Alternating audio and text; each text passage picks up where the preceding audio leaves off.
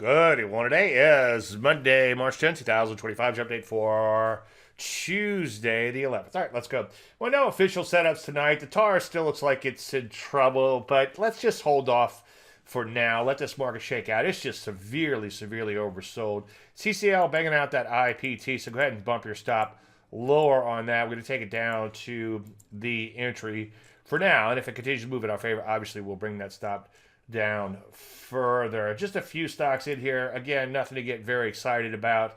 Let's let things shake out a little bit, and then we'll reevaluate. We'll see what the database provides. All right, let's jump into the market.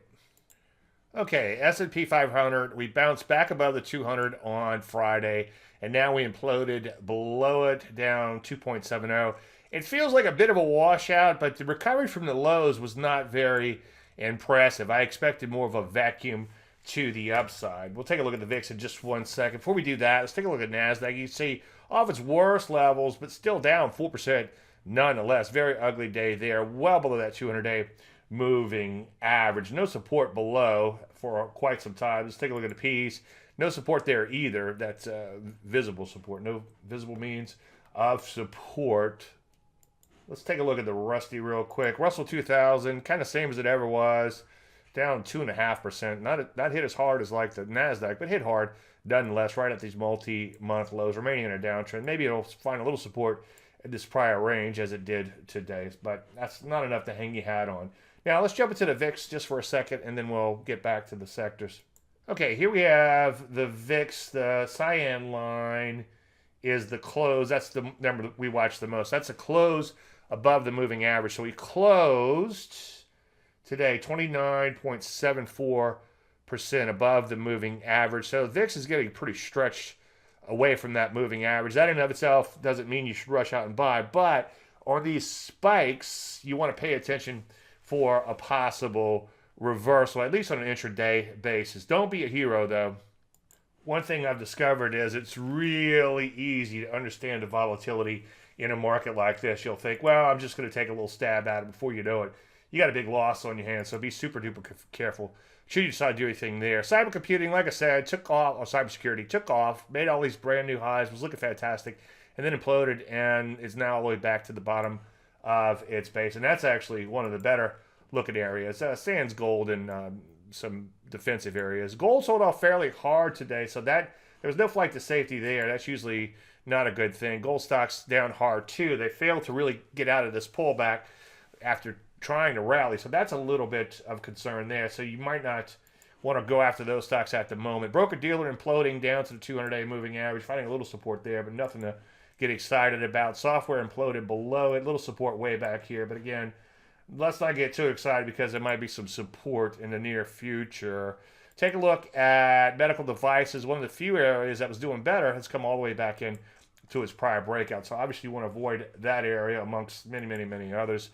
Jets continue to break down. Banks looking ugly in here, imploding below the 200 simple moving average. Mags continues to roll over, selling off hard a couple days, or 3 days, I should say, below that moving average. Few areas kind of hanging in there, but off their best levels. Look at that. Foods so far looking okay, but again, these are defensive related areas for the most part. Drugs sold off fairly hard, but they didn't get creamed as bad as the rest of the market. Health services kind of hanging in there. Again, today notwithstanding, but I wouldn't get too excited about those particular areas. Financials sold off fairly hard, but they ended off their worst levels, finding a little support down here. Again, let's not get too excited just because the markets in certain sectors are finding a little support here and there. Other than an intraday bounce, especially in something like the overall market, and for the even more aggressive, maybe something like the VIX shares might be worth a pop, but be super duper careful there. Those things can get out of hand again really quick. So now let's just sit on our hands. It's nice, not, of course you always want to be full of shorts, obviously, when a day like today comes along. The short side, kind of tough. You know, if you load up on the short side, what happens is the market, as a mother of all rallies, knocks you out, and then it rolls right back over. So it's better to err on the side of being overly cautious on the short side, and that's why we only have one short so far setting up. Also, they all tend to go at once, as opposed to the long side where sometimes you could just jockey for position, meaning that you put in entries every day, and then before you know it, you keep putting in new setups, and none of them trigger, and then you start triggering one by one. Hopefully that makes sense. But anyway, short side, a little bit tougher to play, so that's why we're being a little cautious.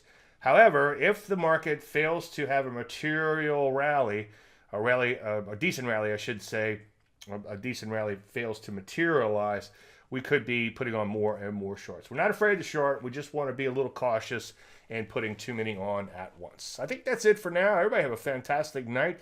Hang in there. It's nice to be sitting mostly in cash and just only one short. Have a great night, and if you have any questions, you know our team. Thank you so much.